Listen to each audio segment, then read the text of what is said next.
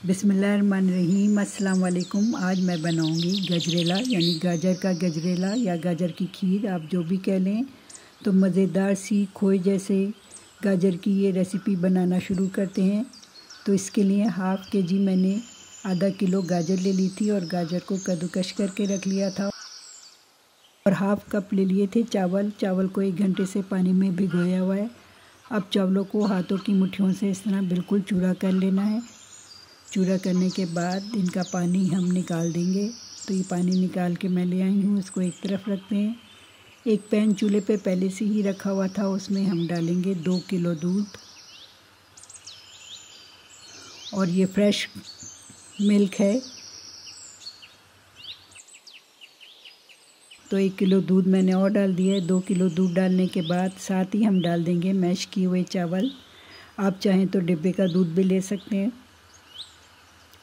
तो अब चावल डाल के इसको यहाँ उबाल आने देंगे दूध में, और 5 मिनट हम चावलों को यहाँ गला लेंगे। चावल जब थोड़े से गल जाएंगे तो उसके बाद हम इसमें डालेंगे 5 मिनट बाद गाजरें, क्योंकि गाजरें ज़रा जल्दी गल जाएंगी और चावल थोड़ा सा देर में गलते हैं। गाजर डालने के बाद हम इसको थोड़ा सा मिक्स कर देंगे और अब इसे यहाँ पे पकने देंगे। इतनी देर पकने देंगे कि गाजर और चावल खूब अच्छी तरह से गल जाएं। अगर आपके पास टाइम है तो इसको कम से कम 1-1.5 घंटा बनाएं। जो रिज़ल्ट मैंने आपको लास्ट में दिखाऊंगी वो वाला रिज़ल्ट लाने के लिए आपको उसे 1.5 घंटा बिल्कुल हल्की आंच पे रख के छोड़ दें, बनता रहेगा। अगर आपको जल्दी है तो ये देखें, जब ये चावल और गाजर गल जाएँ तो इस वक्त आप इसे जग में डाल के थोड़ा सा पीस लें। बहुत ज़्यादा इसको नहीं पीसना है, बस थोड़ा सा पीस लें। उसके बाद दोबारा देगची में डालें। देगची में डालने के बाद कटा हुआ नारियल और किशमिश डाल देंगे और थोड़ा सा ड्राई फ्रूट जो कि बादाम, पिस्ता, अखरोट, काजू वगैरह मैंने काट के रखे हुए वो डाल देंगे और थोड़ा सा रोक लेंगे गार्निशिंग के लिए। 2 टेबल स्पून इसमें डालेंगे खोपरा यानी पिसा हुआ नारियल, और 1 कप से कम चीनी डालेंगे। अब ये सब चीज़ें डाल के हम इसको यहाँ पे स्लो फ्लेम पे पकने के लिए छोड़ देंगे, और कम से कम भी हम इसे यहाँ पे 1.25 घंटा बनाएंगे।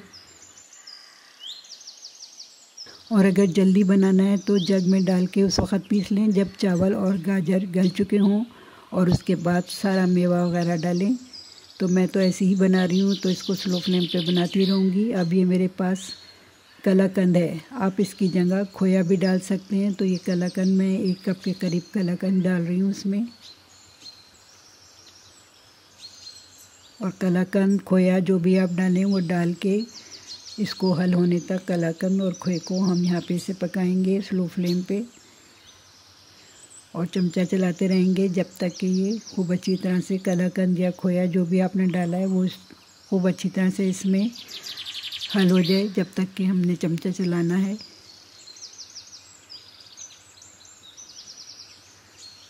तो बस इसको छोड़ देंगे हल्की आंच पे। और देखें, मैंने कम से कम इसको 1.5 घंटा बनाया है, तो उसके बाद ये रिज़ल्ट आया है। उसके बाद जब ये बिल्कुल पक के तैयार हो जाए तो इसमें 2 कतरे केवड़ा वाटर और हाफ़ टी स्पून सब्ज़ इलायची का पाउडर मैंने डाल दिया है, और ये बस बिल्कुल तैयार है। तो ये रिज़ल्ट फाइनल आना चाहिए, जिस तरह देखें इस तरह से।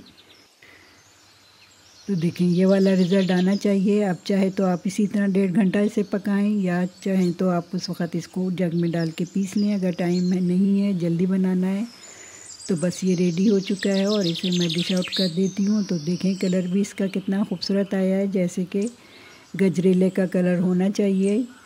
लाइट पीच सा कलर इसका होना चाहिए, बिल्कुल वही कलर आया है।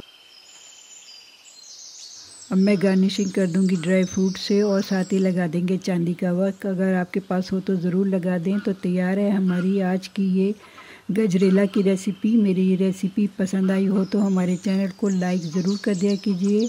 चैनल पर नए हैं तो सब्सक्राइब कीजिए। फेसबुक पर देख रहे हैं तो फॉलो कीजिए, शेयर कीजिए, इस दुआ के साथ कि अल्लाह हम सबका हामी और नासिर हो। अगली वीडियो तक के लिए अल्लाह हाफिज़।